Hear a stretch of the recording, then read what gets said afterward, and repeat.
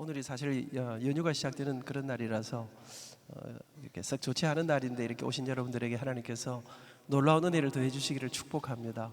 예, 목사님은 설명이 많이 긴다는 것은 제가 그렇게 유명하지 않다는 얘기 아니겠습니까? 여러분이 잘 모르시는데 그래서 제가 뭐 작은 교회만 열심히 다니는 건 아니고 이렇게 성북중앙교회처럼 이렇게 또 큰 교회도 오고 오늘 이렇게 여러분을 만나게 돼서 너무 감사하고요. 제가 딱 들어오는데 기분이 확 좋았습니다. 왜냐하면 여기 우리 학생들이 앉아 있어서 여러분들이 이렇게 금요일 저녁에 왜 나오시는지 모르겠습니다만은 하여튼 무슨 이유로 나왔는지는 잘 모르겠지만 그래도 여러분 딱 뵈니까 왠지 마음속에 이렇게 뭐가 의욕이 확 돋는 그런 느낌을 가지면서 이 자리에 섰습니다. 그러나 제가 이 자리에 오면서 사실 제 마음속에 깊은 절망감이 있습니다. 왜냐하면 제가 이번에 오기 전에 그래도 사람이 양심이 있어야 되니까 그냥 와서 할 말만 하고 가는 게 아니라 성북중앙교회는 어떤 교회인가, 저를 초대해 주신 우리 길 목사님은 도대체 무슨 말씀을 하시는가 이런 걸 좀 알고 와야 되는 거 아니겠습니까? 그래서 지난주 설교를 제가 이제 온라인으로 들어가서 들었습니다. 여러분 시간을 구원하는 인생이 되십시오. 기억하십니까? 1년 전게 아닙니다. 지난주일 것인데 여러분, 그런데 제가 이 설교를 듣다가 완전히 그냥 정신을 잃어버린 거 아니겠습니까? 여러분, 시간을 구원하라 이런 말 제가 참 들어보거든요. 그 말씀을 들으면서 송이끌보다 더단 그 말씀, 그러면서 제가 그 한 주로 만족할 수 없어가지고 견딜 수 없는 그 뜨거운 가슴이 좀 그 전주 핍박의 시대를 이겨내는, 전혀 기억 못 하시는 것 같은데 그런 설교를 목사님이 하셨습니다. 그러다가 제가 주일날은 이렇게 기가 막힌 말씀인데 금요일도 하시는가 싶어서 또 해보니까 금요일 밤에도 뭐 있더라고요. 그래가지고 제가 설교를 그 제가 절망했습니다. 이렇게 완벽하게 뭐 약간 이상한 군더더기 하나 없는 이렇게 철저하게, 여러분 이 설교를 듣고 예수를 안 믿는다 이거는 기적이다. 이 설교를 듣고 등록을 안 한다 이거는 기적이다. 여러분, 그런데 제가 왜 가느냐? 여러분, 제가 우리 집사람이 저한테 그러더라고요. 같이 이제 당신이 들어봐라. 내가 생각할 때 우리나라에서 설교를 제일 잘하시는 거다. 맞죠? 예, 그래 제가 그러면서 들으니까 집사람이 저한테 정신 차리고 하라 이러더라고요. 그래서 제가 그랬습니다. 이런 교회는 대충 하다 오면 된다. 워낙 좋은 교회이기 때문에 가서 특별히 더 잘할 것도 없고 하던 대로 하시면 되겠습니다. 여러분, 그러면서 제 가슴 속에 이렇게 너무나 탁월하신 설교를 들으시는 여러분 앞에 제가 가는 어떤 깊은 절망감 같은 걸 느끼면서 오늘 잘 될는지 잘 모르겠습니다. 그래, 오늘 혹시 조금 덜 좋으면 전적으로 길성훈 목사님 책임이다 이렇게 하시면 돼요. 이해하시면 될 것으로 저는 그런 생각을 갖습니다. 저는 25살에 고신대 교수가 되어서 딱 만 40년 1982년 3월 1일부터 2022년 2월 28일까지 만 40년 고신대 교수로 40년을 섬기다가 그렇게 제가 학교를 은퇴를 했습니다. 34살의 교회 사익동교회 장로가 되어서 저희 교회는 우리 교회의 내규를 따라서 65세에 은퇴하기 때문에 32년 동안 장로를 하고, 믿을 수가 없는데 나는 아직 내 가슴 속에 20살의 피가 끓고 있는데 30대 뜨거움이 끓고 있는데 제 앞에 제 이름 뒤에 안민 장로 아니고, 여러분 제가 25살의 장로가 되기 때문에 언제나 저를 따라다니는, 여러분 34살의 장로가 되기 때문에 언제나 저를 따라다니는 별명은 젊은 교수, 어린 장로, 막내 장로. 그런데 어느 날 드디어 제가 선임이 되고 이제는 제 이름 뒤에 안민 원로 장로. 다른 데 쓸 때는 제가 원로라고 쓰지 않습니다. 그냥. 사랑하는 여러분, 믿을 수가 없어요. 여러분, 제가 제 생애에 가장 큰 충격이 왔던 해가 제가 50살이 되던 해였습니다. 어느 날 제 인생에 50이 왔더라고요.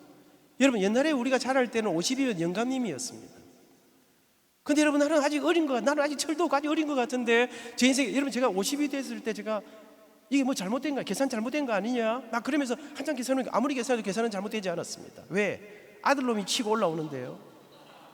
며느리가 이제 손녀가 자라가지고 이제 시집갈 때가 돼가는데요. 9살입니다. 여러분, 제가 이제 이런 자라오는 아이들을 보고 이러면서 50이 오고, 근데 50이 오고 얼마 안 된 것 같은데 어느 날 제 인생에 60이 오고, 이 줄 특별히 저를 너무 불쌍하게 보는 것 같은데 그렇게 불쌍하게 볼 건 없습니다. 여러분의 인생에도 곧 70이 올 것이기 때문에 웃지요? 곧 제 이야기를 하게 될 것입니다.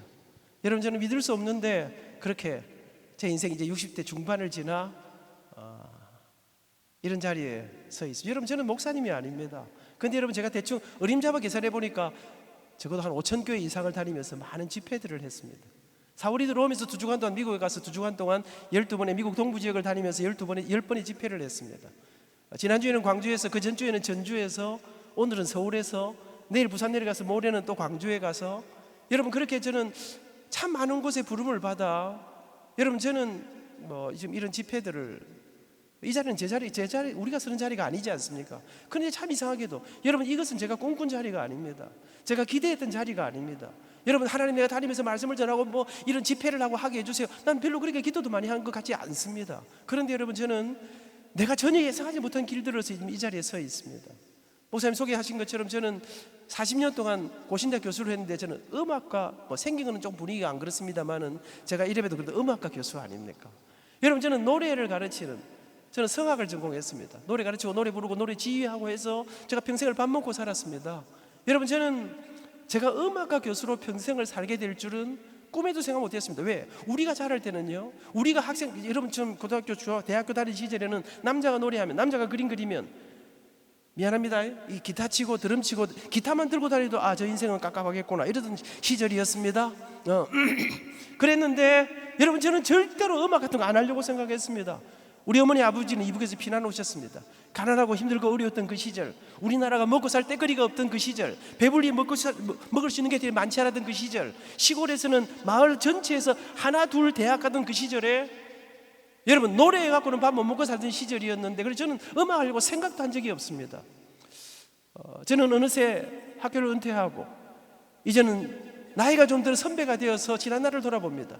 여러분 오늘 이 자리에 서면서 제 마음속에는 꿈에도 생각 못한 길들을 걸어서, 꿈에도 생각 못한 경험들을 하고, 제가 꿈에도 생각 못했던 자리에 지금 저는 이 자리에 서 있습니다. 사랑하는 여러분, 저는 여러분과 함께 오늘 행복한 인생에 대한 제 책 제목이 행복 콘서트입니다. 저는 책 쓰려고 생각한 적이 없습니다. 규장이라는 출판사에서 하도 한 5년 가까이 계속 글을 쓰라고 권유를 받고 어느 날 제 인생에 찾아오신 예수님에 대한 이야기를 썼는데, 그 책에다가 출판사에서 당신의 인생은 행복한, 마치 음악회를 하는 같은 그런 행복한 인생이라고 이름 지어 주었습니다. 여러분과 함께 그 행복에 관한 이야기를, 제 짧은 인생에, 이 작은 인생에 찾아오신 그 주님의 이야기들을 함께 이 저녁에 나누어 보려고 생각합니다. 제 어릴 때 꿈은 정확하게 말하면 제 꿈이 아니고 우리 아버지 꿈이었습니다. 우리 어머니 아버지는 말씀드린 대로 이북에서 피난을 오셨습니다. 가난하고 힘들고 어려던 그 시절 죽을 고생을 하시면서 저희들을 키우셨습니다. 근데 아버지가 어릴 때부터 저에게 하신 말씀이 있습니다. 미나 누군지 아시겠죠? 제 이름이 안민입니다. 미나, 아버지가 아무리 힘들어도 너 한번 뒷바라지 해볼 테니까 너는 커서 훌륭한 의사가 한번 돼보거라. 여러분 우리가 어릴 때 우리나라의 대부분의 부모님들은 지금도 그렇지만 자식들을 가난하고 힘들고 어려울 때 나처럼 살게 할 수는 없다, 멋지고 아름답게 폼나게 근사하게 살게 해야 되겠다, 그 생각에서 우리 부모님들이 꿈꾸던 자식들의 직업은 의사, 판사, 옛날에는 상대가 인기가 있었습니다. 사장님 되는 걸 다 좋아하셨습니다. 아버지 저한테 의사 되라 했습니다. 저는 어릴 때부터 아버지 말씀을 잘 들었습니다. 알겠습니다 아버지, 제가 의사가 되겠습니다. 제가 공부도 좀 잘했었거든요. 씩 웃는 거는 또 무슨 의미입니까? 네, 잘했었습니다. 여러분 제가 그러면서 나는 그래서 의사한테 생각하면서 살았는데, 제가 어릴 때부터 생각도 못했는데 남들보다 좀 잘하는 게 하나 있었습니다. 그게 뭘까요? 제가 노래를 좀 잘했었습니다. 제가 음악에 데뷔한 건 초등학교 3학년 때였습니다. 뭐 대단한 데뷔를 한 건 아니고요. 교회가 여름이 돼서 여름 성경학교를 하는데 노래 대회를 한다는 거예요. 여러분 옛날에는 정말 가난하고 어려워가지고 이 학용품이 없었는데 교회가 대회에 나가면 이제 상도 주고 이러니까, 그래서 제가 초등학교 3학년 때 노래 대회를 나갔습니다. 그날 제가 노래 2곡을 불렀습니다. 지정곡이 2곡이 있어요. 첫 곡은 시편 23편. 여호와는 나의 목자시니 내게 부족함이 없으리로다. 나로 하여금 푸른 풀밭에 눕게 하시며 잔잔한 물가로 인도하여 주시네. 내가 비록 사망의 음침한 골짜기를 다닐지라도 해받음을 두려워하지 아니함은 주께서 나와 함께 계심이로다. 네, 감사합니다. 성격이 상당히 급하시네. 다른 데 가면 끝나고도 박수 치는데 감사합니다. 첫 곡을 딱 잘 불렀습니다. 두 번째 노래는 이 성경의 요절이라고 할 수 있는 요한복음 3장 16절을 제가 심호흡을 하고 1등 하고 싶었습니다. 하나님이 세상을 이처럼 사랑하사 독생자를 주셨으니 이는 그를 믿는 자마다 멸망하지 않고 이 영생을 얻으리로다. 이 요한복음 3장 16절. 대회가 다 끝났습니다. 그래서 제가 출전한 사람은 그날 7사람밖에 없었습니다만 그 중에 제가 1등을 했습니다. 그때부터 저는 우리 교회에서 부활절, 성탄절, 추수감사절 행사만 하면 동무대를 이루었습니다. 여러분, 제가요 아이들끼만 노래 잘하는 사람이 아닙니다. 어느 주일날 주일학교 예배 드리고 있는데 어른 찬양대 지휘자 선생님이 오시더니 아민이 너 다음 주일날 어른 예배 때 그 곡중 솔로를 네가 좀 어른 예배 참석해서 좀 하거라. 무슨 노래 합니까? 했더니 거룩환성을 한다는 거예요. 거룩환성 아십니까? 잘 모르죠? 엄청 어려운 노래들을 생각하시면 되겠습니다. 그 노래에 솔로가 3번이 나오는데 제가 초등학생 3학년 4학년 때인데 우리 교회는 어른들이 노래 잘하는 사람이 별로 없었습니다. 그럼 제가 어른 예배 참석해서 의자 위에 올라가가지고 이제 앞부분이라는 독창을 제가 합니다. 낮밤에 잘때한 꿈을 꾸었네. 그 옛날 예루살렘 서에 대섰다니. 솔로 하면 어른들은 뭐 합니까? 뒤에서 예루살렘 이제 이 백코러스를 하는데 소리가 시원찮아. 여러분, 제 빛나는 목소리가 예배당을 울렸습니다. 여러분, 제가 교회에서만 잘 나갔던 사람이 아닙니다. 지금 생각하니까 제가 어릴 때 그래도 기분이 좋았어. 왜? 아침에 가방을 메고 학교를 갑니다. 학교를 가면요, 학교에 이제 가면 학교에 근처에 가면 학교에서 스피커에 노래를 쫙 틀어줍니다. 어떤 노래가 들려옵니까? 우리의 소원은 통일, 꿈에도 소원은 통일, 푸른 하늘 은하수, 하얀 쪽배엔 엄마가 섬 그늘에 굴 따러 가면 아기가 혼자 남아 집을 보다가 누구 목소리로 나올까요?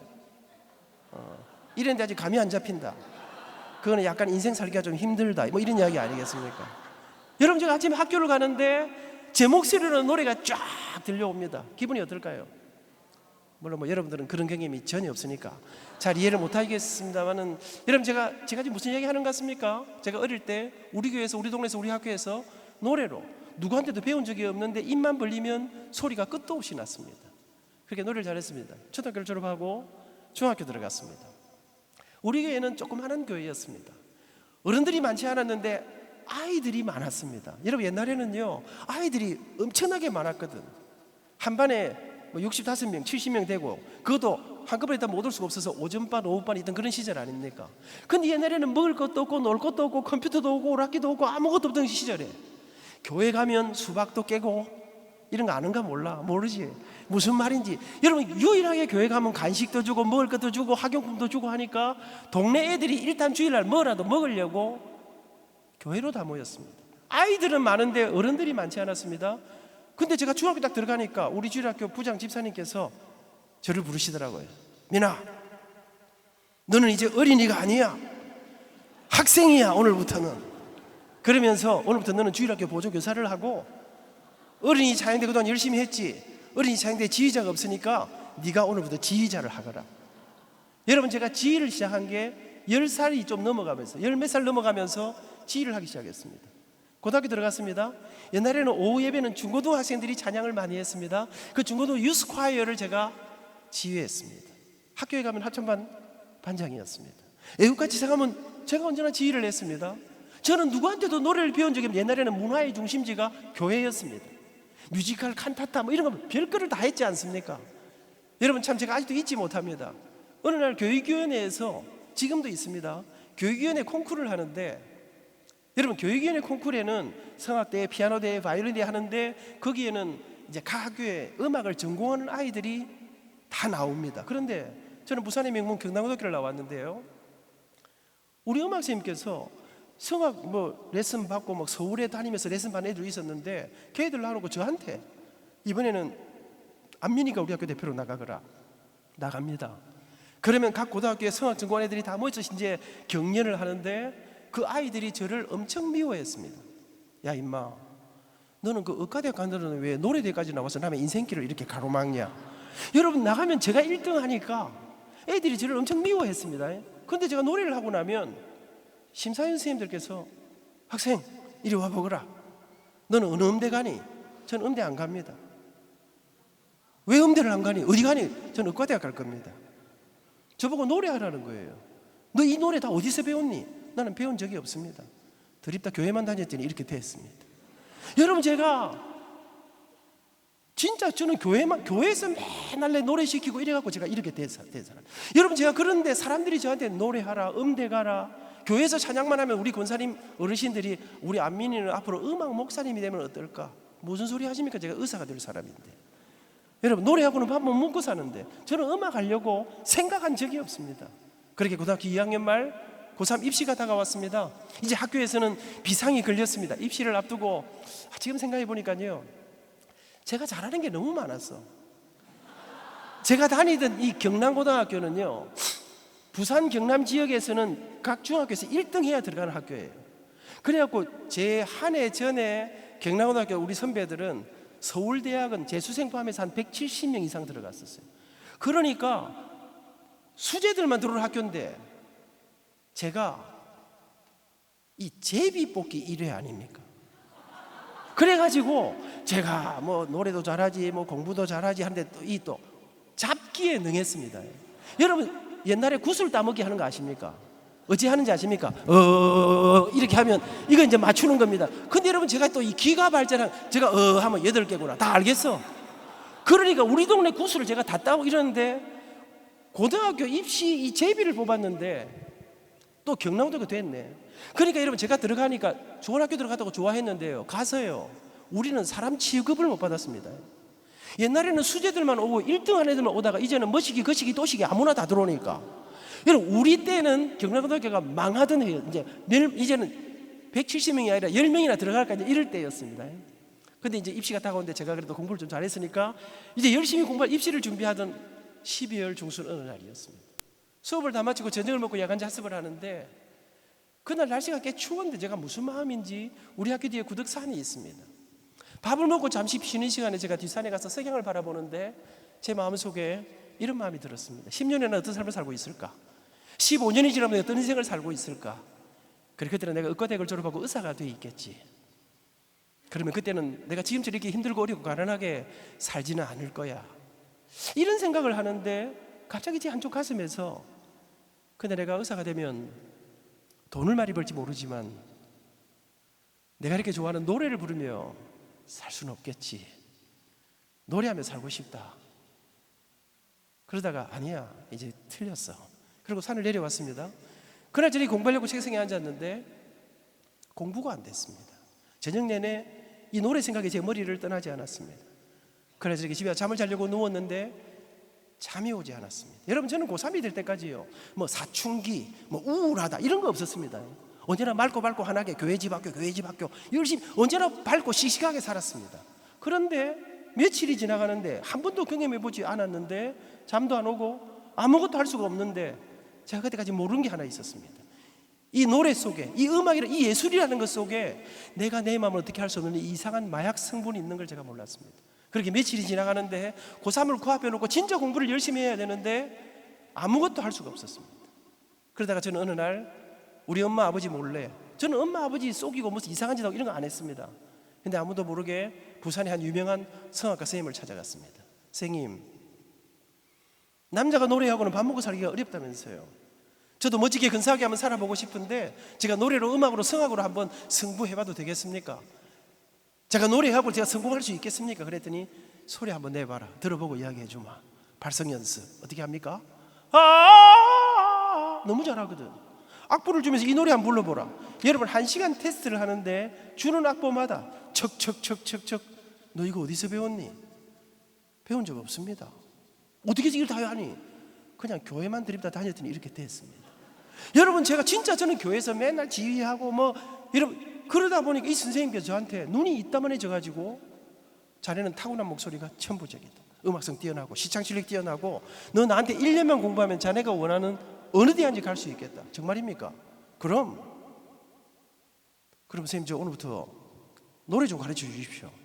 그랬더니 가르쳐 주지, 노래하라. 그런데 빨리 지금은 일단 좀 밀어놓고 빨리 가서 어머니를 좀 모시고 오너라.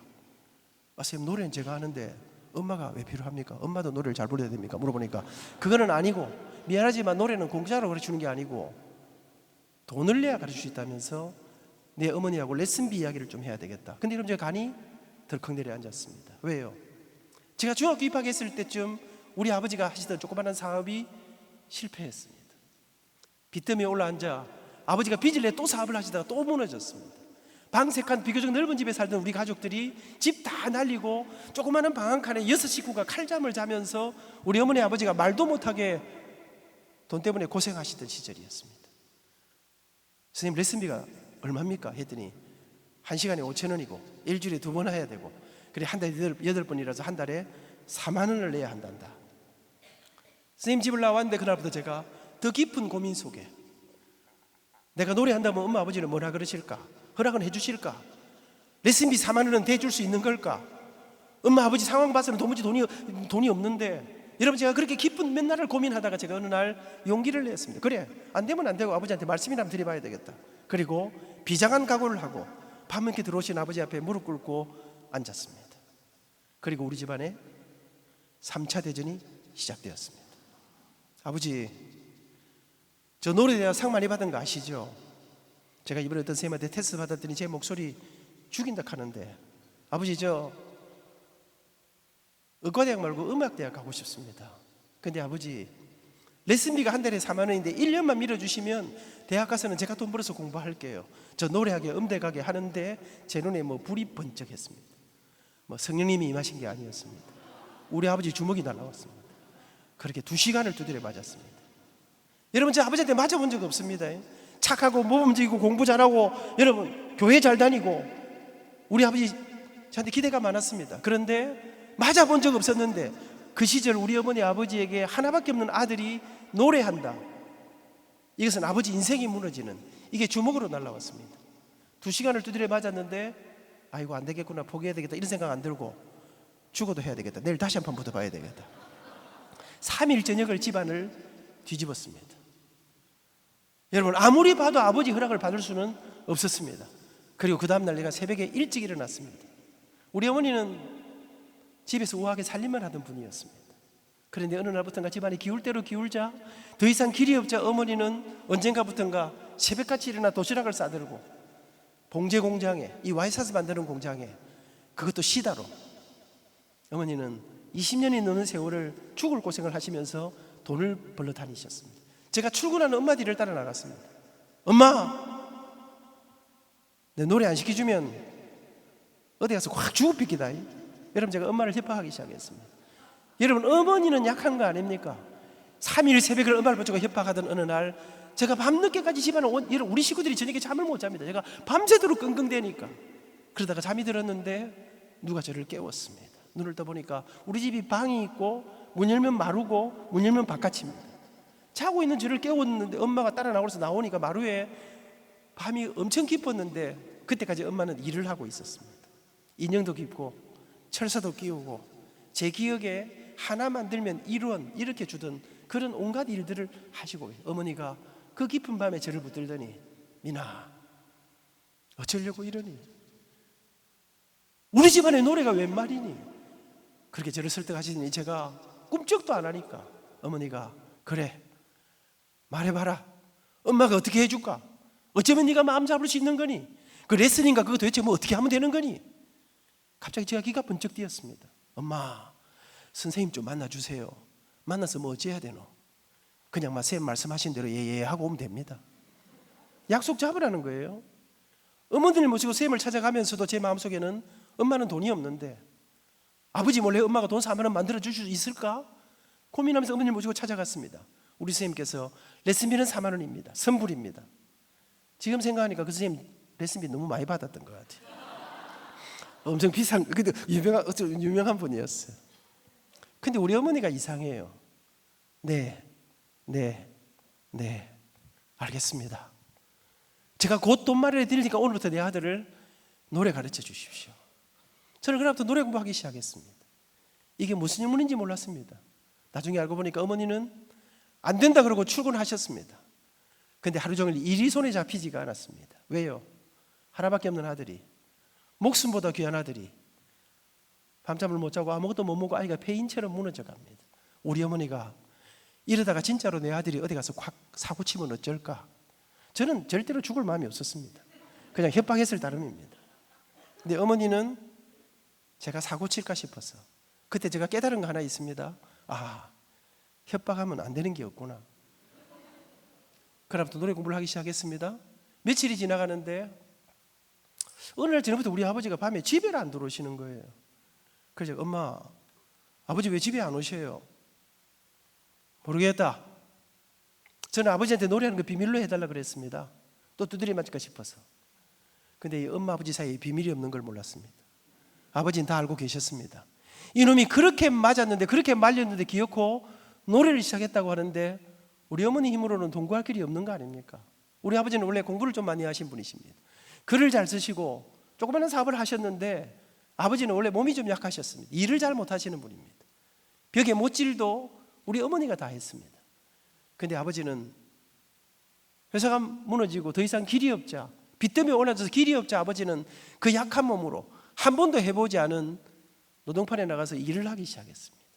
저녁이면 아버지는 쓰러지시 집에 들어오셨습니다. 그랬던 우리 아버지가 제가 노래를 시작했다는 말씀을 들으시고 기가 차거든. 동거할 길이 없는데, 엄마 힘으로는 길이 없는데 노래 레슨은 시작했다고, 돈 4만 원은 빨리 보내야 된다니까 아버지는 어느 날 밤부터 그 지친 몸으로 집에 안 들어오시고 밤에 부산 영도 청학동, 제가 총장이 되어서 좋은 차를 타고 부산항대교를 건너서 영도로 들어가면 영도에서 자동차 관련해 제일 큰 회사가 하나 있습니다. 아버지는 그 회사에 야간 경비원으로 몸이 무너진지를 모르고 그렇게 일을 하기 시작했습니다. 어머니 아버지의 등골이는 그 처절한 고생을 머금고 저는 1년여를 노래 공부를 했습니다. 입시가 다가왔습니다. 사람들이 그러대요. 여러분, 옛날에는 각 대학 교수님들이 다 레슨을 했었습니다. 서울대학 가려면 서울대학 교수님한테 레슨 받지 않고는 들어갈 수가 없었습니다. 그런데 여러분, 옛날에는요 촌놈들이 깡다구가 있었습니다. 가난한 집 아이들이 절대로 포기하지 않는 근성이 있었습니다. 여러분, 제가 부산에서 공부하고 이제 입시를 하려고 하니까 사람들이 그러대요. 그렇게 부산서에 있는 부산세만 대학원은 서울에 있는 대학 꿈도 꾸지 마라. 근데 여러분, 제가 천지도 물정도 잘 몰랐고, 거기다가 제가 무슨 소리 하노? 내가 전국대 노래대회만 나가면 내가 1등 했는데. 여러분, 그러면서 제가 공부도 잘하고 본고사도 잘 칠 수 있고, 그래서 너무나 무모하게 서울음대 성악과에 원서를 넣었습니다.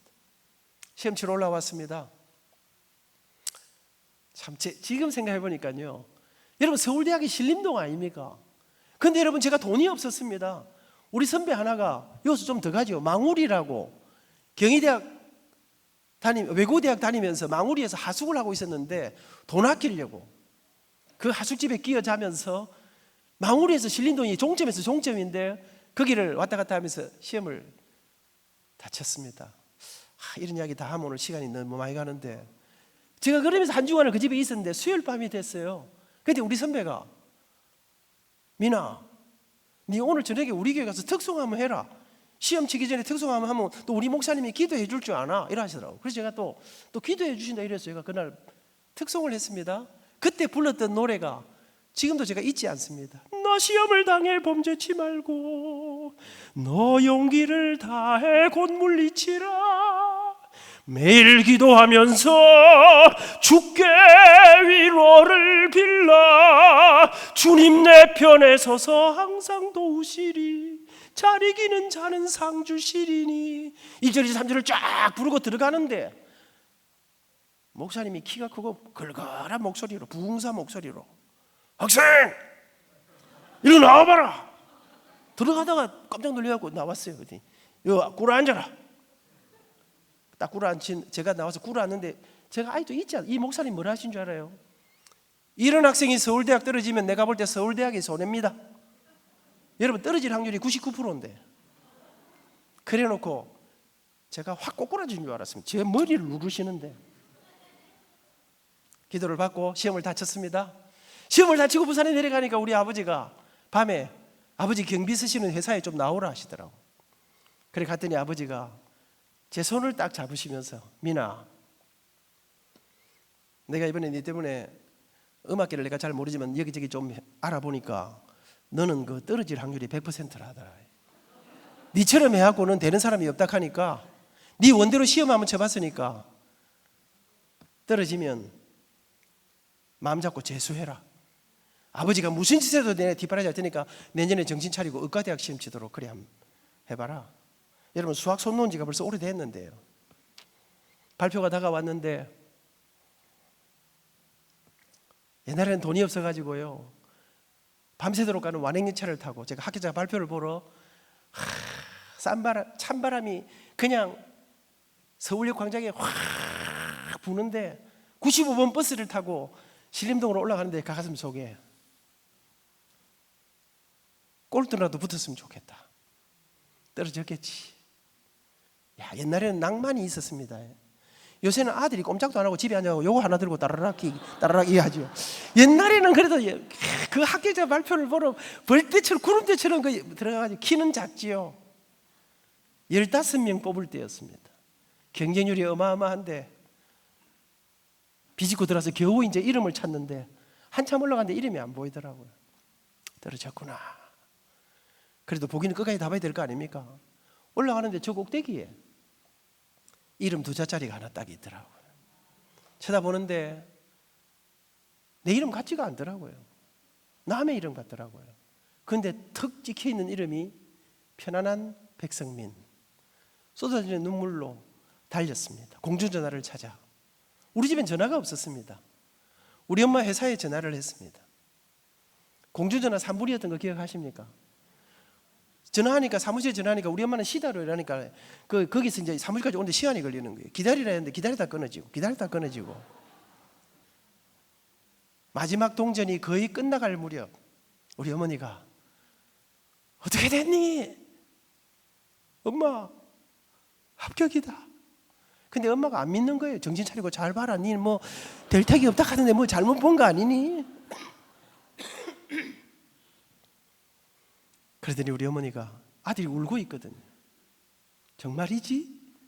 그러더니 전화기를 붙들고 대성통곡을 그렇게 대학에 입학하고 서울로 올라오게 됐습니다. 여러분 입학식을 하러 올라오는데 여러분 아들이 처음 옛날에는 서울 한번 가는 게 너무 힘들었습니다. 여러분 아들이 처음 서울대 갔는데 한번 가보고 싶지 않겠습니까? 근데 우리 어머니 아버지가 민아 엄마 아버지가 바빠서 입학식에는 못 간다. 졸업식에 가마. 바빠서 못 오십니까? 돈 벌어야 되니까 일해야 되니까. 부산역 대합실에서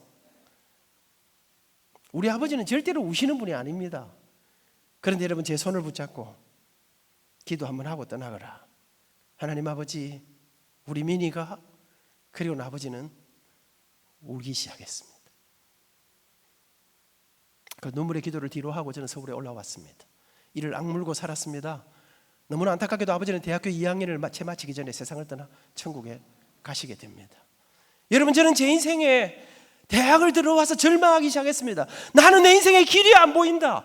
교수가 되려면 유학도 가고 해야 되는데 여러분 당장 먹고 살 데거리가 없는데 여러분 저는 제 인생에 정말 절망했습니다. 대학에 서울음대 서울까지 들어와서 오히려 절망하고 좌절했습니다. 그런데 여러분 꿈에도 생각 못한 저는 25살에 유학도 갔다 오기 전에 대학원 재학 중에 학교가 저를 스카우트해서 교수가 먼저 됩니다. 나중에 학교가 저를 이태리로 유학을 보내줍니다. 여러분 저는 제 인생의 상상도 없는 길들을 걸어 어느 날 꿈에도 생각 못했는데 대학의 총장이 되고 장로가 되고 여러분 내가 상상도 없는 이런 자리에서 오늘 여러분 앞에 제 지나간 인생들을 이야기하는 여기까지 오게 되었습니다. 저는 제 지난 날을 돌아봅니다. 내가 어떻게 여기까지 올 수 있었는가? 내가 이렇게 너무나 과분한 은혜를 경험할 수 있었는가? 내가 머리가 좋아서, 내가 재능이 뛰어나서, 내가 공부를 열심히 해서 여러분 저는 그런 것 때문에 제가 이 자리에 있다고 생각하지 않습니다.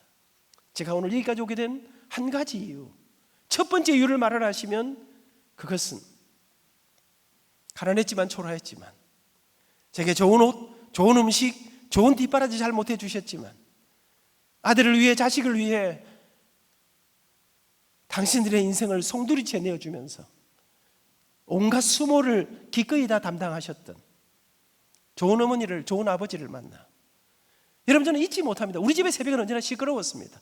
한 방에 유시고 같이 자는데요 자고 있으면 아침에 뭐가 시끄럽습니다. 이렇게 보면 엄마 아버지 이불 뒤집어 쓰고 아버지는 밤새도록 일하시다가 언제 들어오셨는지 이불 뒤집어 쓰고 언제나 기도하고 계셨습니다. 우리는 그 기도 소리를 자장가처럼 들으면서 꿈속으로 빠져들었습니다.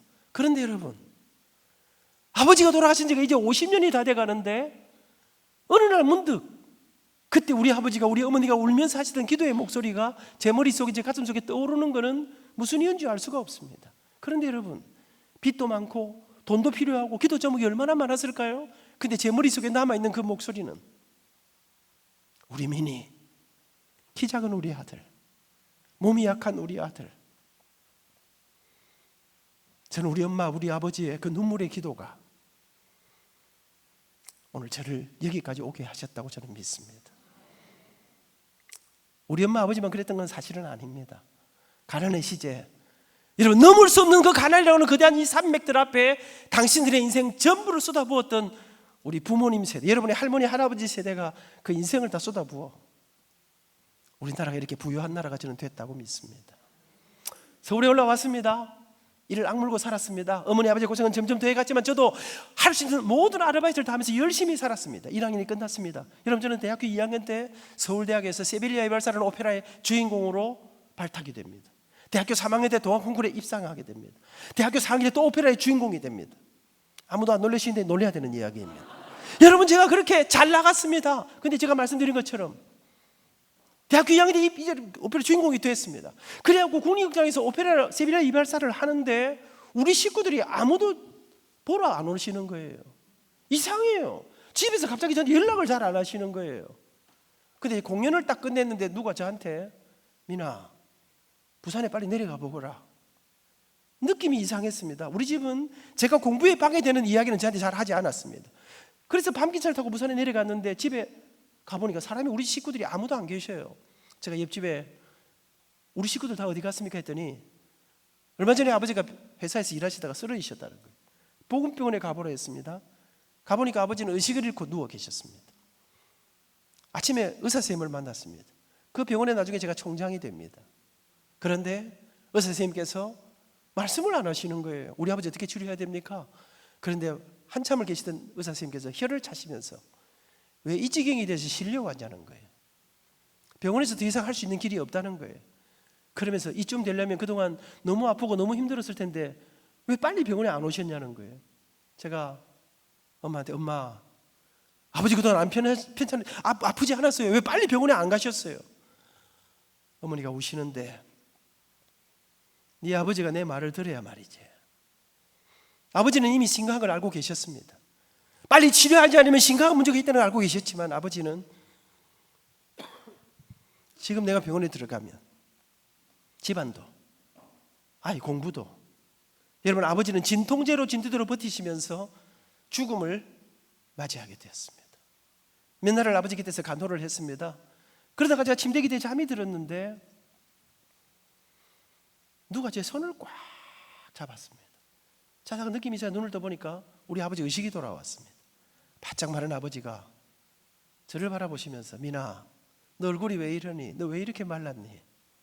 밥은 제대로 먹니? 아버지 저 괜찮아요. 아버지 어떠세요? 그날 밤 아버지는 한숨을 내쉬면서 밤이 꽤 깊어갔는데, 그러다가 밤이 꽤 깊은데 저를 부르시더라고요. 민아, 내가 아무래도 내 몸이 좀 이상해. 내가 오늘 의식이 있을 때 너한테 꼭 좀 해둬야 될 말이 있구나. 그러면서 아버지는 제게 사실상 마지막 유언을 하기 시작했습니다. 민아, 미안하다. 아버지 사업에 실패하고 제대로 뒷바라지 못해서 고생시켜 정말 미안하구나. 근데 민아, 명심하거라. 아버지가 세상 떠나 천국 가고 나면 네가 이제 우리 집안의 가장이다. 근데 우리 집안의 이 빚, 이 모든 어려운 것들은 아마 한동안 계속될 건데 민아, 명심하거라. 어떠한 경우에도 공부를 포기하지 말아라. 민아, 지금 네가 엄마 도와드린다, 돈벌이 한다, 딴짓하면 너도 집안도 앞길은 없는 거란다. 근데 민아, 명심하거라. 절대로 포기하지 말아라. 포기하지 않으면 하나님이 네 길을 인도해 주실 거다. 포기하지 않으면 반드시 길은 있단다. 그러면서 우리 아버지가, 민아, 내가 의식을 잃거든, 내가 말을 하지 못하더라도 내 곁에서 계속 찬송을 불러다오. 교회는 이상한 곳입니다. 죽음을 앞두고 노래를 부르는 사람들. 그날 이후 한 3주간 동안 아버지는 죽음의 극한 고통과 사투를 벌이시다가 그 이듬해 1979년 1월 4일 새벽, 아버지는 우리 가족들이 밤새도록 부르는 찬양 속에 세상을 떠나 그렇게 천국에 가시게 됩니다. 모든 무거운 짐이 어머니에게 다 지어졌습니다. 여러분, 제가 철이 빨리 들었거든요. 우리 엄마 혼자 힘으로는 할 수 없다는 걸 내가 너무 잘 알겠죠. 제가 어머니, 내 당분간 학교 좀 쉬고 어머니 좀 도와드리겠습니다. 형편 좀 좋아지면 다시 공부하면 됩니다. 우리 어머니가 보따리를 가방을 싸더니 따라오너라 저를 끌고 부산역에 나가시더니 표를 끊어주시면서, 민아, 당분간 부산에 오지 말거라. 아버지 말씀 기억하거라. 여기 일은 엄마가 알아서 한다. 울면서 서울에 올라왔습니다. 이를 악물고 살았습니다. 그러나 여러분, 사는 일은 그렇게 만만한 일이 아니었습니다. 그렇게 3월이 가고 4월 부활주일이 다가오던 어느 날이었습니다. 저는 서울 여의도에 있는 교회를 다녔습니다. 아침에 교회를 갔는데 우리 집사님 한 분이 안 선생 어렵다는 이야기 들었는데 아르바이트 안 하겠어요?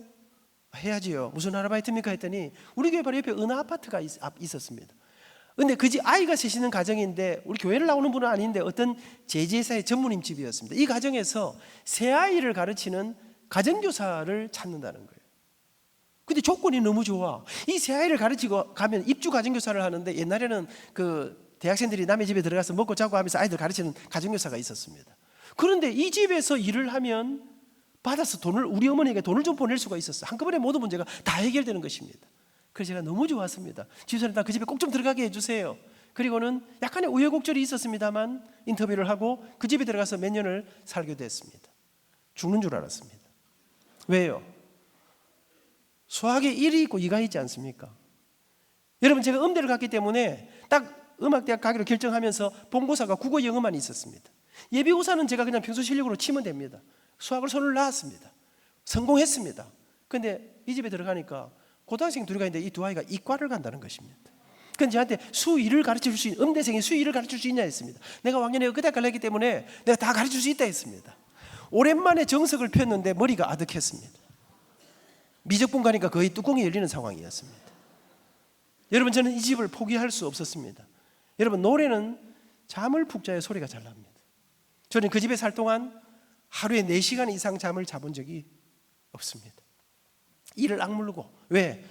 쫓겨나면 아이들이 막히면 엄마한테 돈을 못 보내니까 이를 악물고 살았습니다. 그런데 여러분, 제가 그렇게 최선을 다해 살아가는데 제 가슴 속에 정말 더 깊은 절망이, 여러분, 제가 대학교 2학년 때서 오페라 주인공 했습니다. 실기 1등 했습니다. 3학년 때도 콩쿠르에 나가서 우수한 성적을 그런데 어느 날 우리 친구들은 내보다 노래도 못해, 공부도 열심히 안 해. 그런데 어느 날 미국으로, 독일로 유학을 떠나기 시작했습니다. 여러분, 제가 그때 깨달은 거 하나 있습니다.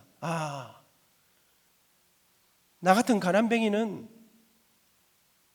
이런 동네 와서 노는 게 아니구나. 아무리 공부를 열심히 해도 교수가 되려고 하면 대학원도 나오고 유학도 갔다 오고 해야 되는데, 여러분, 저는 당장 먹고 살 때거리가, 우리 집에는 빚더미가 아버지가 돌아가셔서 물려준 빚이, 여러분, 이 가족의 절망이, 여러분, 청년 여러분, 학생 여러분, 예수 믿는 사람들에게 가장 큰 힘이 무엇입니까? 우리는, 오늘 혹시 처음 나오신 분 계십니까? 우리는 이 세상에서 내가 할 수 있는 일이 아무것도 없을 때, 내 힘으로 할 수 있는 길이 벽에 부딪힐 때, 우리는 하나님에게 우리를 도와달라고 SOS를 칩니다. 그것을 우리는 기도라 합니다. 저는 그러면서 교회 바로 옆에 있었기 때문에 새벽마다 일어나서 밤잠을 안 자고 새벽마다 새벽 기도를 나왔습니다.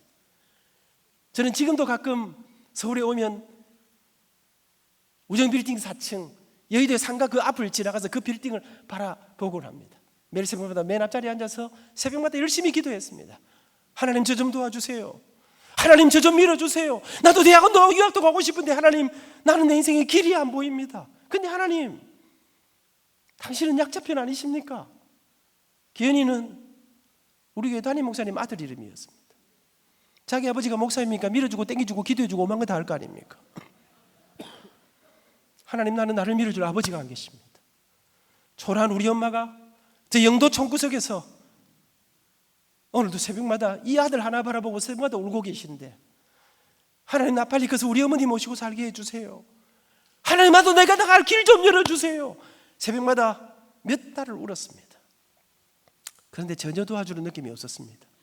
여전히 힘들고 여전히 어렵고 여전히 깝깝했습니다. 그러던 어느 날이었습니다. 새벽에 새벽 기도를 갔습니다.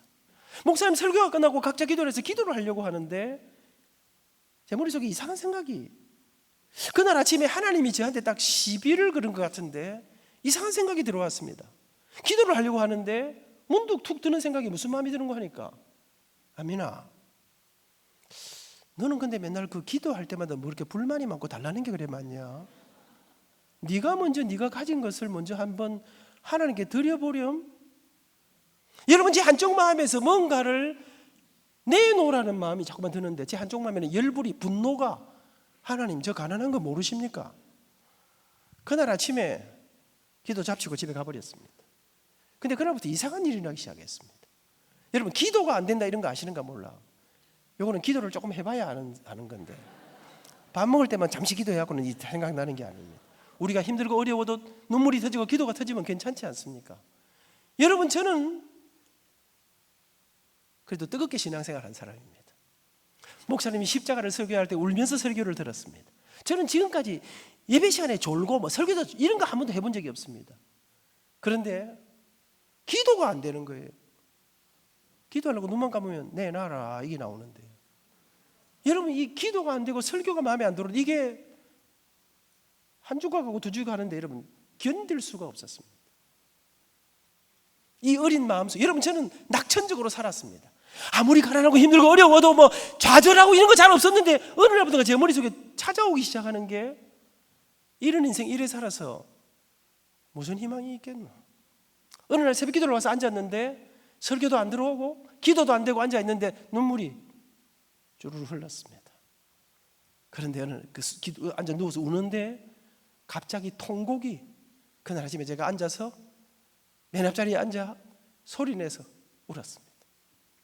우리 권사님들이 갑자기 제가 우니까, 언제나 말고밖에 앉아 찬양 인도하고 하던 안민이가 우니까 막 달래시는데, 그날 그렇게 20살짜리 아이가 이 세상 어디에도 내가 갈 길이 안 보여서 그냥 그렇게 울었습니다. 얼마를 울었는지 울다가 눈을 떠보니까, 여러분 참 이상합디데, 울고 나니 아무것도 해결된 건 없는데 좀 마음이 편안해지더라고요. 눈을 떠보니까 우리 예배당 안에 사람이 아무도 없었습니다. 그날 아침 일어나서 이제 학교도 가야 되고 하니까 예배당 문을 나섰습니다. 예배당 문을 나서서 나오는데 제 머릿속에, 이상하지, 나는 돈도 없고 아무것도 없는데 하나님 날들어 뭘 내놓으라 하시노? 이런 생각을 하는데, 여러분, 제가 이래봬도요, 믿으실런가 잘 모르겠지만 제가 어릴 때부터 여성들에게 상당한 인기와 관심과 주목을 받으면서 제가 살았습니다. 그렇게 비웃으면 안 되지. 이제 사실이에요. 문제는 젊은 여자들은 제가 다리가 좀 짧으니까 뭐 크게 안 받쳐주니까 별 감동이 없는데, 할머니들이 저를 좋아하셨어요. 여러분, 제가 평생을 살면서 우리 권사님들의 전국 여전도회가 압도적인 기도, 압도적인, 여러분, 제가 학창시 어릴 때부터요, 제가 찬송만 부르면 우리 권사님들은 울면서 제 찬양을 들으셨습니다. 여의도 권사님들이 그때 저하고 제 아내가 연애할 때인데 우리에게 베푸신 그 사랑들을. 그런데 제 마음속에, 그래, 내가 찬송만 부르면, 노래만 부르면 너무나 좋아하시는 우리 권사님들 계신데, 이분들이 노환으로 무릎이, 허리가, 건강이 안 좋아지시면서 한 번, 두 번 교회를 못 나온 분들이 시작하는데, 제 마음속에, 그래, 나는 아무것도 없지. 근데 내가 찬송만 부르면 그래 좋아하시는 우리 권사님이 편지 안 써서 교회를 못 나오시는데, 내가 이제 우리 교회 안에 편지 하는 분이시면 찾아가서 기도해드리고 다리 주물러드리고 찬송 불러드리면 어떻겠노? 저는 그때부터 제 아내와 함께 우리 교인들, 아픈 사람들을 신방을 하기 시작했습니다. 옛날에는 교회 하루 종일 안 살았습니까? 새벽에 나면 주일학교 교사하고 11시 예배 찬양대 지휘하고 오후 2시부터 대학보하고, 그러면 저녁 예배 전에 비는 시간이 오후 한 4시부터 있는데, 저는 그 시간에 우리 교회 편지하는 분들을 찾아다니기 시작했습니다. 근데 여러분, 제가 무슨 대단한 신유연사를 가진 것도 아니고, 그런데 이상한 일들이 일어나기 시작했습니다. 어느 날 우리 후배가 지금 LA로 다 이민을 가 있습니다. 매일 와서 울어요. 혜련아, 왜 우니? 물어보니까 어머니가 우리 집사님이고 딸 셋이다 우리 대학부 후배들인데 아버지가 교회를 안 나오셨어요. 이 아버지가 가족들을 그렇게 핍박했어요. 그랬는데 이분이 말기암으로 돌아가시게 됐어요. 이분이 얼마나 지독한 분이냐 하면, 우리 담임 목사님께서 특별히 그래도 말기암으로 돌아가신다고 해서 기도해 주러 가셨는데, 기도하는 목사님에게 물컵을 던진 사람이에요. 그러니까 자기는 복음을 거부하는 사람이에요. 그래서 제가, 혜련아, 그래도 아버지 한번 만나보러 가자. 목사님 갔을 때 그러면 입장 곤란하지만 우리 한번 던지면 또 싹싹 피하다가 안 되면 도망오면 되는 거지 뭐. 찾아갔습니다. 이미 복수가 차서 배가 이른대요. 얼굴이 새카만데요.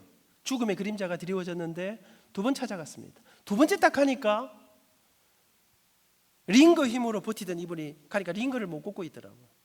옛날에는 집에서 장례를 치루었습니다. 수의를 준비하고 장례치를 준비를 하고 있었습니다.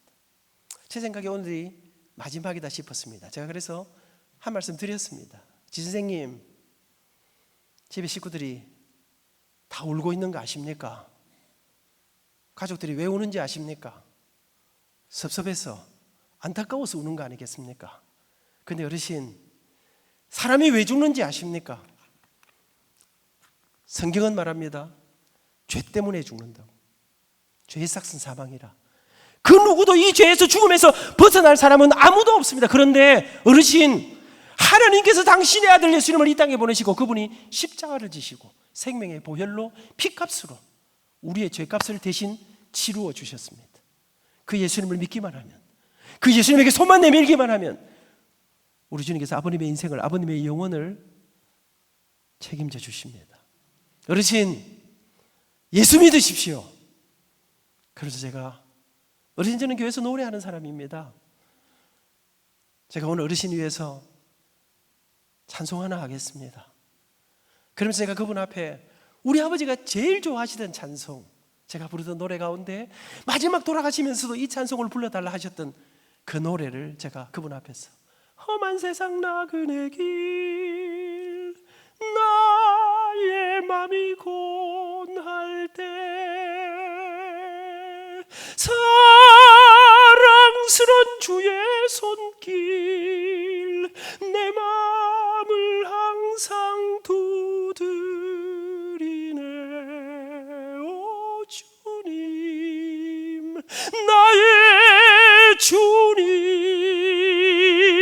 내 맘에 기쁨 주셨네. 나의 기쁨, 나의 생명, 주 손길 날 구원했네. 주 예수를 내가 안 뒤, 한 절 부르고 또 한 절 부르는데 이분이 깊은 한숨을 내쉬었습니다. 제가, 지선생님, 오늘 제가 특별히 앵콜송 하나 더 하겠습니다. 그러면서 제가, 이 노래는 우리 아버지가 천국 가실 때 제가 부른 노래입니다. 어르신, 예수 믿으시고 천국 가셔서 우리 아버지하고 친구하고 계십시오. 제가 연락해 놓겠습니다. 그리고 그분 앞에 우리 아버지 장례식에서 제가 장례를 치르고 산에 올라갔습니다. 마지막 하관, 이제 하관 예배가 끝나고 하관을 했습니다. 그러고 마지막에 취토라는 걸 합니다. 흙을 이제 뿌립니다. 그 취토를 하는데 우리 담임 목사님께서, 지금 제 모교의 원로 목사님, 아직도 생존해 계십니다. 저한테, 안 선생, 아버지 천국 가셨는데 찬양 하나 해라. 저는 우리 목사님 완전 또라이 아닌가 생각했습니다. 상주를 노래시키는 사람을 맨정신으로 할 수 있겠습니까? 그런데 우리는 목사님이 시키면 언제나 하던 사람들 아닙니까? 교회는 놀라운 곳입니다. 죽음을 앞에 놓고 상주들이 둘러앉아 노래 부르는 곳이, 오늘 처음 오신 여러분 혹 계십니까? 왜 교회는 노래를 부르는가? 그건 다음에 가르쳐 드리겠습니다. 한꺼번에 너무 많이 하시면 다치기 때문에. 제가 우리 아버지 장례 그 마지막에 불렀던 노래를 그분 앞에 부르기 시작했습니다. 원하는 약한 나그네요, 이 슬픈 세상을 가면 수고도 병도 위험도 없는 내가 가는 저 밝은 곳, 나는 가네 내 아버지께 더 이상 방황 없는 곳, 나는 가네 십자가 앞에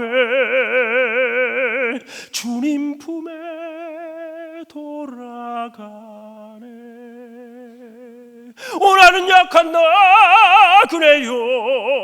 이 슬픈 세상을 가면 수고도 병도 위험도 없는 내가 가는 저 밝은 곳. 한 절 보고 또 한 절 보는데 이분이 울기 시작했습니다.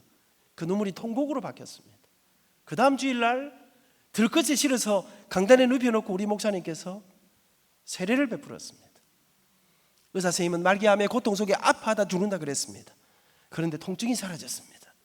나흘을 더 살았습니다. 이 나흘 동안 이분이 지씨 집안의 장손이었습니다. 대구를 중심으로 자기 친척들을 다 불러 모았습니다. 참으로 여러분, 예수 믿는다는 것은 굉장하더라고요. 그렇게 그 짧은 순간 그 친척들 대부분이 다 예수 믿기로 결정하고 목요일 밤 잠자리에 드셨다가 주무시지 세상을 떠나 천국에 가셨습니다. 저는 아직도 잊지 못합니다. 여의도 진주상가 앞에서 잔치인지 장례인지 알 수 없는 감동적인 예배를 드리고 장지까지 다녀왔습니다. 다녀오는 버스 안에서 찬송을 부르면서 다녀오는데 여러분, 갑자기 제 머릿속에 번개처럼 또 한 가지 생각이, 그래, 우리 교회 안에 있는 사람들 말고 이 세상 바깥에 내가 찾아가서 만나주지 않으면, 내가 찾아가서 전해주지 않으면 자기 스스로는 절대로 이 생명의 복음을 들을 수 없는 이 땅에 진짜로 불쌍한 사람이 누가 없겠나 생각하는데 한 사람이 떠올랐습니다. 어린 시절 우리 동네 어떤 사람이 밥얻으러 들어왔어요. 이상한 걸 뒤집어 쓰고 밥얻으러 들어왔는데 동네 어르신이 밥은 안 주고 돌 가지고 이 사람을 때렸습니다. 피를 흘리는 이 사람을 동네 바깥으로 쫓아냈습니다. 제가 너무 놀랐습니다. 아니, 밥은 안 줘도 사람을 때리고 피 흘리는 사람을 쫓아내다니, 아저씨 어떻게 이럴 수가 있습니까? 그랬더니 그분이, 저 사람 우리 동네에 들어오면 안 된다. 왜 그렇습니까? 알고 보니까 이분은 한센병 환자였습니다.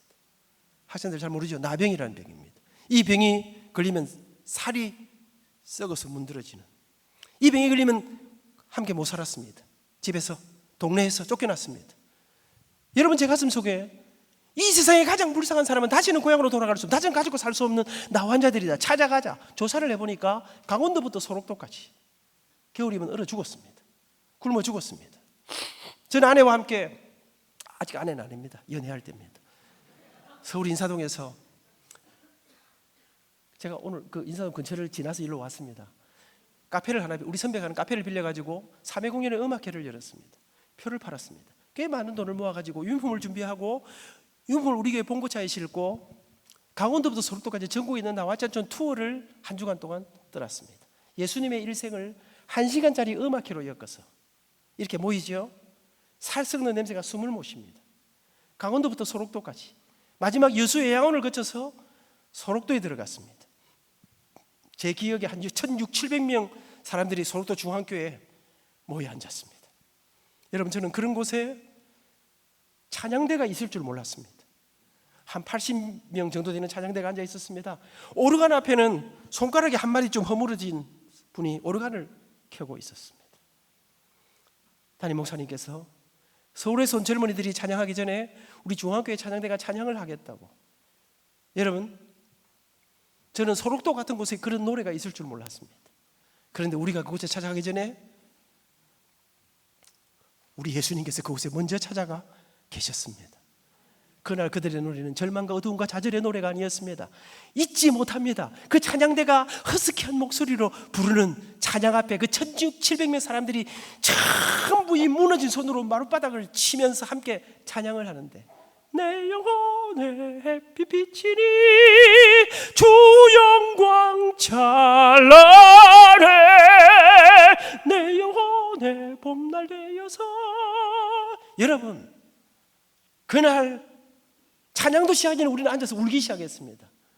그날 2시간 집회는 눈물바다가, 너도 울고 나도 울고, 여러분, 그렇게 울면서 집회가 끝났습니다. 목사님들께서 우리가 그 남자촌 간다니까 절대로 가까이 하지 말라, 접촉하지 말라, 같이 음식을 먹지 말라. 그런데 끝나자 막 사람들이 몰려왔습니다. 우리는 그곳을 이제 떠나와야 했습니다. 봉고차를 타고 출발하려고 하는데 차가 출발을 못합니다. 운전하는 분이 계속 울기 시작했습니다. 여러분, 제가 그 소록도 봉고차 안에서 여러분, 나는 대학을 다니면서 고민했습니다. 내가 계속 이 음악의 길을 갈 것인가, 아니면 돈 되는 길로 갈 것인가. 하나님, 나도 좀 잘 먹고 잘 살 수 있게. 그런데 여러분, 이상하게, 그런데 그 소록도에서 그 공연을 마치고 본고사에서 울면서 제가 이 기도가 무슨 기도인지도 모르고 저는 하나님 앞에 이런 기도를 하기 시작합니다. 하나님, 저는 앞으로 일생에 제가 가진 모든 걸 다 동원해서, 제게 있는 은사와 이 모든 걸 다 동원해서 제가 사람을 살리고 사람을 세우고 사람을 섬기는 일에 제가 가진 전부를 쏟아 붓겠습니다. 여러분, 저는 하나님께서 저는 그때는 몰랐습니다. 돌아보니까 그때 여러분, 돈 때문에 몸부림치고 갈 길이 없어 몸부림치는 제게, 안민아, 너는 평생에 노래에서 밥 먹고 살아라. 이 하나님이 우리를 구원으로 부르시고, 그리고 하나님은 저를 노래로, 음악으로, 찬송으로 부르셔서 그날 이후 저는 아내와 함께 틈만 나면 전국에 있는 나완자촌, 고아원, 양로원, 교도소, 군부대 닥치는 대로 돌기 시작했습니다. 열심히 살았습니다. 대학 졸업했습니다. 교수가 될 길은 없었습니다. 유학 갈 돈도 없었습니다. 집안은 여전히 어려웠습니다. 나는 죽어도 교수가 되어야 되겠다 생각하고 일단 대학원에 입학을 했습니다. 그리고는 군대를 갔다 왔습니다. 군대를 갔다 왔는데, 사랑하는 여러분, 우리 부산에 있는 모교회 목사님이 전화가 왔습니다. 안생, 빨리 부산에 내려오너라. 무슨 일입니까? 고신대학교 학장님한테 전화가 왔는데 안생 이름을 물어보고, 여러분, 제가 나중에 알았습니다. 대학교 3학년 때 학생 여러분, 어디에서 무엇을 하나 최선을 다해야 됩니다. 대학교 3학년 때 부산시민회에서 음악회를 열었습니다. 저 혼자 한 게 아니라 서울대 출신들이 몇 사람이 같이 하는데, 한 학생이 작곡을 하는데 오르간 곡을 작곡을 했습니다. 근데 부산시민회는 오르간이 없었습니다. 그러니까 이 아버지가 유력한 장로님이셨습니다. 그래가지고 오르간이 어디 있습니까? 고신대학교 강당에 있었습니다. 그 강당에 있는 것을 빌려오면서 고신대학의 높은 사람들을 싹 다 모시고 시민회에 모시다 놨습니다. 저는 오신 줄도 몰랐습니다. 근데 안타깝게도 그 오르간 작품에는 전혀 감동을 못 받았습니다. 그날 제가 Una fruttivalla grima negli occhi suoi spuntò, 뭔지 모르죠? 네. 사랑의 묘약, 남몰래 흐르는 눈물. 이분들이 그날 여러분 오신 교수님들이 제 노래 두 곡에 반했었다고 합니다.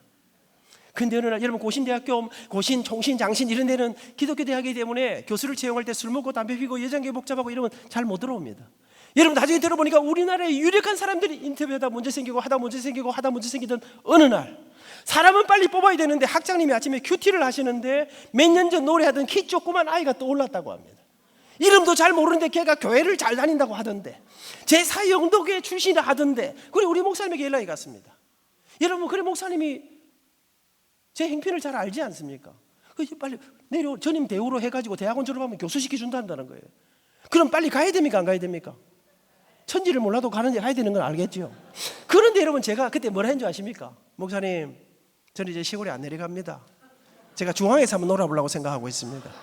여러분, 그때 제 꿈이 뭐였느냐? 그때 당시에는 전 세계에서요, 테너 한 사람이 너무 열심히 하고 있더라고요. 모든 걸 다. 그 사람 이름이 누구냐면 파바로티라는 사람이었어요. 그래서 제가 나 저 양반 엄청 바쁘네, 내가 가서 좀 도와줘야 되겠다 생각을 하고 제가 있었습니다. 그랬는데 목사님이 천지를 모르는 제자가 하니까 기도해보라 하시더니 빨리 내려오라 하시더라고요. 목사님 때문에 내려갔습니다. 그리고 저는 25살이에요. 사랑하는 여러분, 저는 이제, 그때는 몰랐습니다. 저는 이제 제 지난 날들을 한꺼번에, 지나간 65년을 한꺼번에 보면서 제 가슴속에 하나님이 그대서, 아미나, 사람들이 말하지 교수는 유학 갔다 와야 된다고. 니는 유학 갈 형편이 안 되지? 니는 교수부터 먼저 해라. 나중에 유학은 따로 보내주마. 그리고 저는 25살에 대학원 졸업도 안 하고 전임 대우로 들어갔습니다. 대학원을 졸업하고 정식 교수가 됐습니다. 여러분, 제가 장가갈 때 몸무게가 49.5kg였습니다. 여러분, 제가 그래도요, 성악가 애들 100kg입니다. 우리 학교는 다 기도하고 수업 시작합니다. 내인데 잘못 걸리면 죽습니다. 100kg인데 공부 안 하지요. 기팡메이. 야 임마, 니나 내 같은 놈이 공부 안 하는 거는 죄악이야, 이놈의 새끼야. 엄마 아버지 뭐 하시노? 김해 아파트 공사장에 벽지 바르는 노가다 하고 있는데 네가 공부를 안 해? 내 제자 중에 지금 저하고 네이미아 미스터리를 같이 하는 최판수 교수님입니다. 이놈의 새끼. 여러분, 노래 못하고 삭스 없으면 안 때립니다. 요즘은 못 때리지요. 딱 때릴 만한 아들만 때립니다. 그리고는 나가 죽어라 이래 절대 안 합니다. 여러분, 요새 애들은 나가 죽어라 이러면 나가 죽어비기 때문에 조심해야 됩니다. 우리는 그런 애들을 붙잡고 기도합니다. 하나님 아버지, 이 세상에 아무도 우리를 기대하지 않지만 하나님이 우리 판수를 기대하시는 줄 믿습니다. 하나님 좋은 은사 주셨는데 우리 판수가 정신을 안 차립니다. 그러면 애들이 웁니다. 세월이 흘렀는데 지금 우리 제자들이 함께 교수가 돼서 저와 함께 이 사역을 하면서 그 시절을 돌아봅니다. 함께 울었던, 함께 꿈꾸던, 아무것도 보이지 않는 그 시절에 함께 기도했던 여러분, 그러면서 학교에서 손대는 일마다, 대학원 졸업하고 정식 교수가 됐습니다. 손대는 일마다 기적이 일어났습니다. 여러분, 그렇게 1988 올림픽이 다가올 때쯤이었습니다. 어느 날 우리 학장님이 저를 부르시더라고요. 안 교수가 학생들한테 인기도 많고 찬양만 하면 감동이 있고 뭐 하는 일마다 다 잘 되는데, 근데 내가 보니까 안 교수 아직 유학을 안 갔다 왔더만 빨리 유학을 다녀오세요. 그래서 제가 학장님, 저 너무 유학 가고 싶습니다. 그런데 제가 25살에 장가 갔습니다. 6년을 불꽃처럼 연애하고 더 이상 참을 수가 없어. 밤 12시만 되면 헤어지. 우리 옛날에 통행금지가 안 있었습니까? 여자도 늙어가고. 그때 24살이었습니다 제 아내가. 그래서 제가 장가기로 결심하고 결혼했는데, 우리 장모님의 말할 수 없는 핍박 가운데 결혼해야 되는데 우리 집엔 돈이 10원도 없었습니다. 우리 교회 중소기업은행 여의도 지점장 집사님이 계셨습니다. 집사님이 저한테 돈 500만 원 빌려주셨습니다. 그날 이후 저는 10몇 년 동안 중소기업은행만 거래했습니다. 사람이 은혜를 모르면 인간이 아닌가 알겠어요. 지금은 제가 국민은행 거래하고 있습니다만, 여러분, 제가 학장님, 우리 아버지가 물려준 빚, 장가 간다고 빌린 빚, 그때부터 지금까지 우리 집 사람은 우리 어머니를 모시고 살고 있습니다. 어머니 모시고 제 여동생 공부까지 시키고 있었습니다. 학장님, 돈이 없는데 어떻게 유학을 갑니까? 참 딱하네요. 일주일이 지나가 또 부르시더라고요. 안 교수, 내가 생각해 보니까 안 교수 그 빚 다 갚고 유학 갈 돈 만들어 가지고 유학 가려면 그 전에 아마 예수님께서 재림하실 가능성이 많다는 거예요. 그게 무슨 말입니까? 그러면서 하시는 말씀이 인생에 때가 있습니다. 그러면서 학장님께서, 안 교수, 서울은 엄청 시간이 빨리 가네요. 우리 부산은 이렇게 빨리 안 가는데, 제가 10분만 더 하고 마치겠습니다. 우리 집 사람이 항상 제게 하는 이야기가, 당신은 당신이 한 이야기를 준비한 거를 다 해야 감동이 있다고 생각하는데 시간 되면 마치는 게 제일 감동적이니까 절대로 길게 하지 마라 했는데, 오늘 제가 10분만 딱 더 하고 이제 저도 가도록 하겠습니다. 사랑하는 여러분, 그럼 학장님께서, 안 교수, 학교가 좀 도와줄 테니까 기간을 짧게 해서 일단 단기라도 좀 다녀오는 게 좋을 것 같네. 학생들, 우리 인생에 정말 중요한 문제가 있을 때 성경은 말합니다. 신명기 31장 2장에 보면 내 아버지에게 물어보라, 어른들에게 물어보라. 아빠, 죽음의 위기를 광야길에서 아버지는 어떻게 견뎌내셨나요? 그날 밤 학장님 말씀 듣고 저는 교회 가서 새벽 4시까지 딱 철야하고 학교가 1년 2개월의 시간을 주었습니다. 안식년을 받아 학교가 준 돈 가지고 우리 어머니 1년 생활비 만들어 놓고 이태리 로마로 아내와 함께 갔습니다. 기적같이 가보니까 유럽에 대학원의 학점을 다 인정해 주면서 하는 제도가 있었습니다. 1년 만에 아내와 저는 10년 된 아이들하고 붙어가지고 1등, 2등으로 졸업하고, 누가 1등인가 이런 거 물어보지 마시기 바랍니다. 여러분, 제가 그렇게 하고는 돌아왔습니다. 그날 이후 틈만 나면 교도소로, 양로원으로. 그런데 여러분, 이상한 일들이, 다녀와서 열심히 아이들 붙잡고 나가는데 학생들하고 제게는 재연소 학과장, 재연소 학부장, 재연소 학장, 재연소 처장. 여러분, 저는 생각도 못했던 일들이 제 인생에, 제 삶의 변화들이 일어나기 시작했습니다. 30살에 교회 안수집사가 되었습니다. 34살에 장로가 되었습니다. 교회, 학교 열심히 일하고 교도소, 양로원 이렇게 다니는데, 어느 날 대구 팔공산 관광호텔에서 어떤 회사가 직원 연수회를 하는데 저한테 회장님이 전화가 왔어요. 안 교수님, 여기 오셔서 우리 직원 연수회를 하는데 오전 오후에 특강을 해주세요. 그래서 제가 웃었습니다. 회장님, 저는 막 교회에서 이야기하고 뭐 병원 다니고 이런 거 하는 사람이고, 그건 음악하는 사람인데, 제가 경영을 한 것도 아니고 무슨 특강을 합니까 했더니, 괜찮습니다. 제가 교수님 어디 가서 뭐 어디서 했던 거 카세트 테이프를 들었는데 자기가 엄청 감동받았으니까 와서 아무 이야기라도 하시라 이러더라고요. 그래서 제가 그날 가서, 또 제가 잔머리는 좀 굴리니까 뭐 비전, 헌신, 섬김 이래고 오전 오후 강의를 했습니다. 제가 그날을 잊지 못합니다. 강의를 하고 집에 왔는데, 강의하면 강사료를 주지 않습니까? 저는 미리 받았습니다 오늘. 그래서 이렇게 열심히 할 필요 없는데 짧게 하고 가면 되는데, 여러분 그래 받았는데 우와 열어보니까 세상에 제 한 달 월급보다 많이 들었더라고요. 그때 당시에. 여러분 제가 그런데 이 회장님하고 이 사람들이 여러분 그러면서 제 주변에서 이 사람들이 나발을 불기 시작하는데 상상도 할 수 없는 일이 학교, 교회 뭐 교회 다니면서 하는 게 문제가 없어. 그런데 기업체 이게 마산에서 대구로 대전으로 서울로 여러분 하여튼 감당도 할 수 없는 수많은 일들이 막 몰려오기 시작했습니다. 그렇게 80년대가 지나가고 1990년대가 들어왔어요. 여행 자유화 시대가 열렸습니다. 여러분 저는 미국에 한 번도 가본 적도 없고 영어도 잘 못하고 그런데 어느 날 미국에서 비행기표 2장하고 초청장이 날라왔습니다. 그래서 제가 저를 어떻게 아십니까? 했더니 교수님 카세트 테이프 들었습니다. 나는 카세트 테이프 만든 적이 없는데 알고 보니까 서울의 한 교회가 제가 3일 동안 했던 강의를 카세트 테이프 8개로 만들어가지고 2000세트를 선교지 이민교회로 이게 외국에서 돌아다니고 있었습니다. 제가 사정사정해갖고 한 개를 구해갖고 들어보니까 그때도 누가 엄청 말을 빨리 하고 있었습니다. 여러분 제가 그렇게 해서 미국을 처음 갔습니다. 3주간 동안 미국에 우리 그때 엄청 잘 살 때입니다.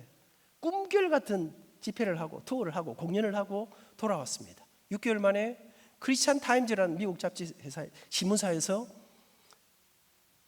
미국 5개 도시 앵콜 쇼를 여러분 저는 제 주제를 잘 압니다. 여러분 저는 정말로 촌놈 아닙니까?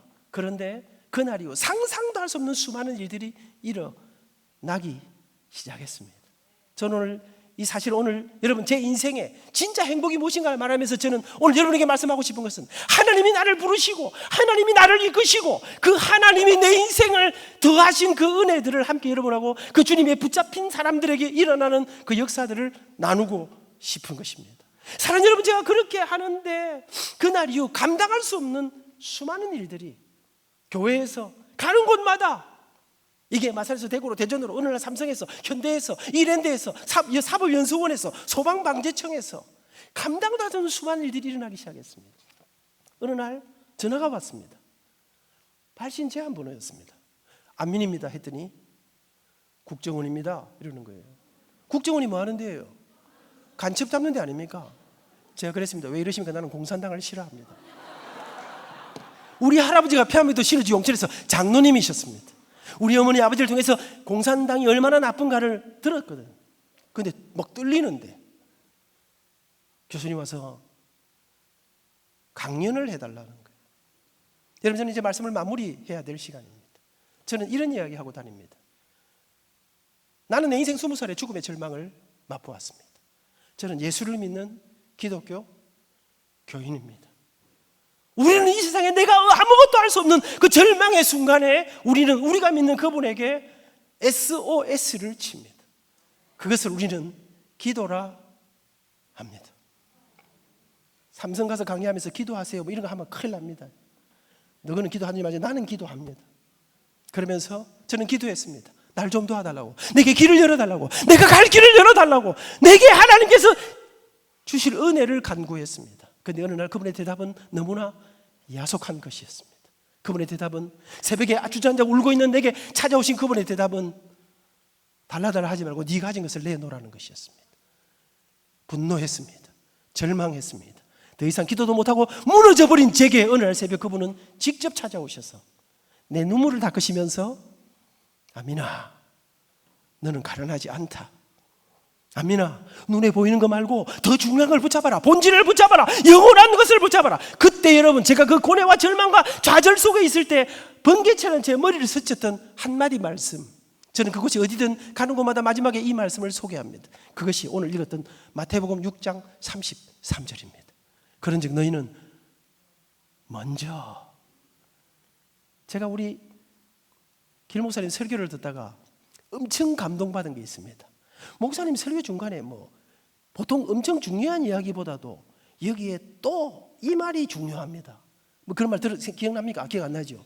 여러분 제가 이 별것도 아닌 이 말을 그런 어떤 여러분 접속사 이런 것의 그 의미들을 통해서 위대한 역전을 일으키시는 그 설교. 근데 여러분 제가 이 말씀이 그 어릴 때 아미나 눈에 보이는 것보다 돈보다 먼저, 여러분 먼저 그의 나라와 그의 의를 구하라. 그의 나라가 무엇입니까? 여러분, 저는 잘 모르겠습니다. 그 해석은 길 목사님에게 여쭤봅시다. 근데 여러분, 제가 무엇을 어떻게 깨달았냐? 하나님의 나라가 무엇입니까? 하나님이 친히 통치하시는, 하나님이 친히 이끄시는, 내 인생을 내 혼자 알아서 하는 것이 아니라 그 주님이 통치하시는, 그 주님께 맡겨드리는, 그 주님이 부르시고 그 주님이 이끄시고 그 주님이 더하시는, 그 주님이 내게 가난하지 않음을 나는 내가 가진 줄 몰랐습니다.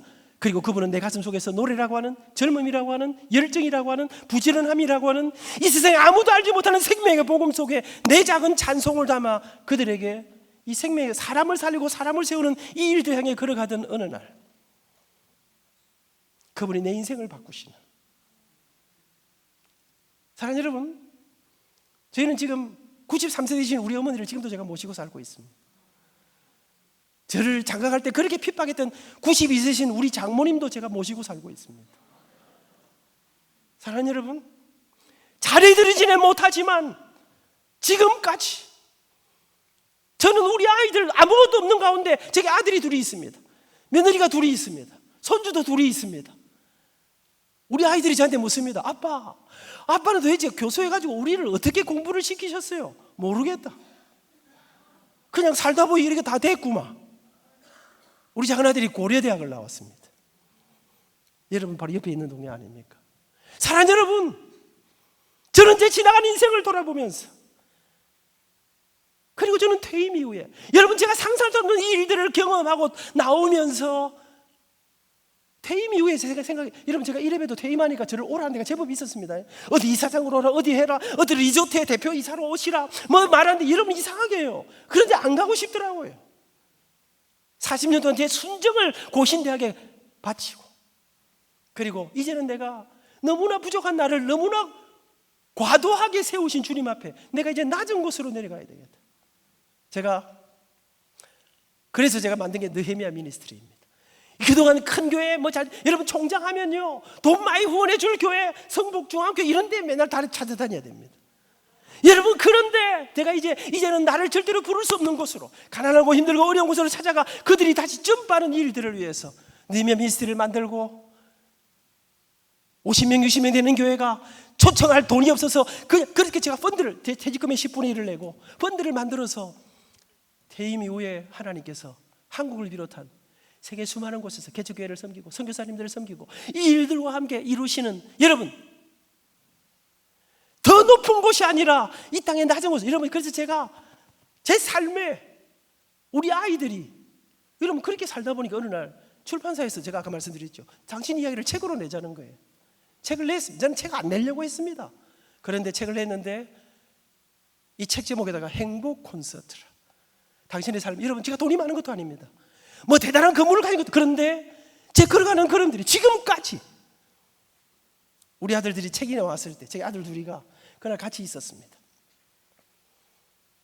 새벽 1시쯤 됐습니다. 둘이 이 책을 들고, 아빠, 보니까 울었더라고요. 멋져요. 근사해요. 우리도 엄마 아빠처럼 그렇게 살고 싶어요. 여러분, 제가 울컥하면서 제 입에서는 딴소리가 나왔습니다. 왜? 니는 엄마 아빠처럼 살면 안 되는 거 아니야? 니 맨날 불만하잖아. 아빠, 우리 집은 왜 30년 넘으면 아파트에 살아요? 아빠는 왜 맨날 중고차만 타요? 니는 맨날 BMW 타자 그랬잖아. 그랬더니 우리 두 아들이, 아니야 아빠, 내가 진짜 중요한 게, 진짜 행복한 게 어떤 건지 알 것 같아. 제가 우리 아이들한테 그랬거든요. 성은아, 성준아, 아버지도 좋은 집이 좋대. 아버지도 좋은 차가 좋아. 그런데 아버지가 대학 교수회가 돈을 얼마를 벌어가지고 할머니 모셔야지. 왜 할머니 모셔야지? 아버지가 사직동 교회 선임 장로님 아이가 11조, 감사헌금, 건축헌금 이런 건 기본이고, 예수님 재림할 때까지 헌금 종류가 뭐 늘면 늘지 줄기야 하겠냐. 아버지가 신앙은 없어도 체면은 있는 사람 아이가. 가난한 제자들도 좀 돌아봐야 되고, 너희 둘이 공부시켜야 되고. 그래서 나는 이 정도로 만족하려고 생각합니다. 아버지도 좋은 집이 좋다, 아버지도 멋진 차도 한번 타보고 싶다. 근데 기다리고 안 있나?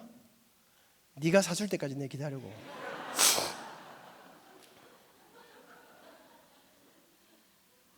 사랑하는 여러분, 우리 자녀들을 향해서 가장 놀라운 유산, 믿음의 유산을 계승하며,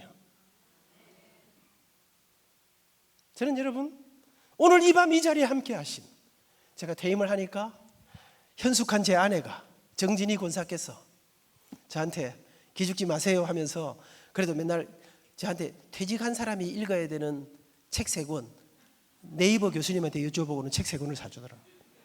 그 책 중에 첫 번째 책을 읽었어요. 피터 데이비스라는 사람이 쓴 전념, 데디케이티드라는 책이었습니다. 그 책을 읽는데 결론입니다, 여러분. 한 구절이 딱 읽는데 눈에 눈물이 빙 돌았습니다. 하나님께서 제게 말할 수 없는 은혜로 위로하시는데, 그 피터 데이비스라는 사람이 쓴 책 속에서 마이클 호튼이라는 사람이 탁월함이 무엇인가, 진짜 성공이 무엇인가, 진짜 멋진 인생이 무엇인가를 말하면서 탁월함이란 가치 있는 목표를 향해서 살아낸 모든 평범한 일상, 이해가 가시는지 모르겠습니다. 탁월함이 무엇인가, 재벌이 되고 높은 자리에 올라가고 굉장한 빌딩을 짓고 그런 것이 아니라 가치 있는 목표를 향해서 살아낸, 여러분 좁은 그 길을 걸어 오늘도 이 밤에 기도가 우리의 소망이고 이 믿음의 위대한 유산이 이 땅을 새롭게 한 것임을 고백하면서 기도의 자리로, 하나님을 향해 보좌를 움직이는 그 자리로 걸어가는 그 걸음이 탁월함이라. 아무것도 없어도 자식을 키우기 위해서 눈물을 흘리며 도시락을 싸들고 회사를 향해 걸어가는 어머니, 아버지의 그 초라한 걸음들이 탁월합니다. 우리가 어디를 향해 걸어가는 게, 표대를 향해 걸어가는, 저는 말씀을 이제 맺습니다. 성북중앙교회가 이렇게, 여러분 제가 우리 목사님 설교를 들으면서 우와, 우리나라에 이런 길 목사님 같은 목사님 주셔서 너무 감사하다. 사랑하는 여러분, 여기 와서 은혜 못 받으면 이 세상에 은혜 받을 자리가 저는 없다고 생각합니다.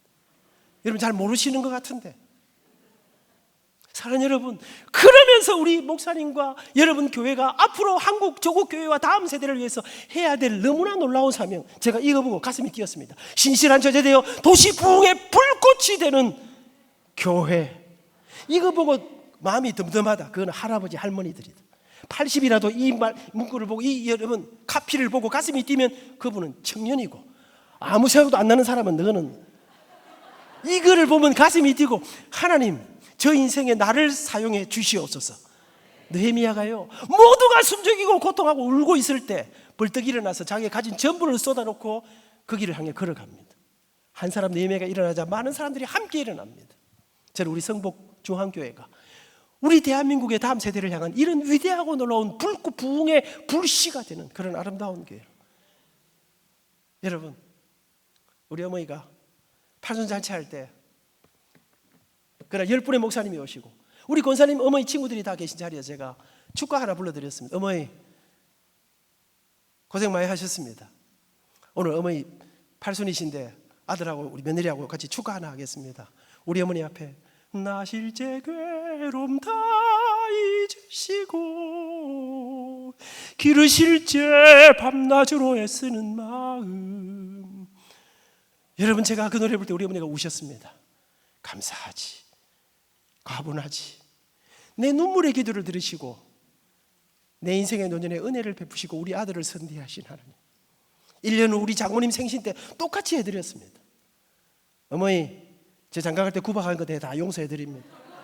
그 구박은 나를 향한 구박이 아니라 하나밖에 없는 딸, 목숨보다 귀한 딸을 향한 어머니의 절절한 사랑의 외침이었던 것을 제가 잘 알고 있습니다. 우리 두 권사님과 함께. 사랑하는 여러분, 저는 많은 것을 갖지 못했습니다. 그런데 지금까지 주는 자로, 베푸는 자로, 사람을 살리고 사람을 세우고 사람을 섬기는 그 일 앞에 내 작은 찬양을, 말씀을, 섬김을 드렸더니 하나님이 이런 위대한 사람을 살리는 이 일들로, 사랑하는 여러분, 우리 예수님과 함께 그 사명의 길, 그 행복의 길, 그 길을 함께 걸어가지 않으시겠습니까?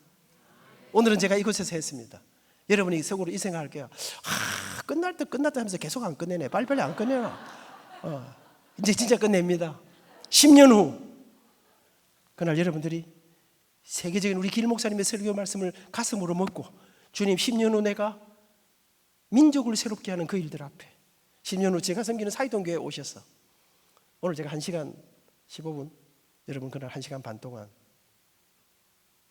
성북중앙에서 우리에게 주신 그 주님의 부르심 앞에 헌신함으로 이 주님의 위대하신 부르심에 헌신한 사람에게 주시는 하늘의 기적을 체험하는 그런 이 행복 콘서트를 써내려가는 위대한 역사가 계속되는 우리 성북중앙의 아름다운 성도님들 우리 여러분들이 될 수 있기를 축복합니다. 감사합니다.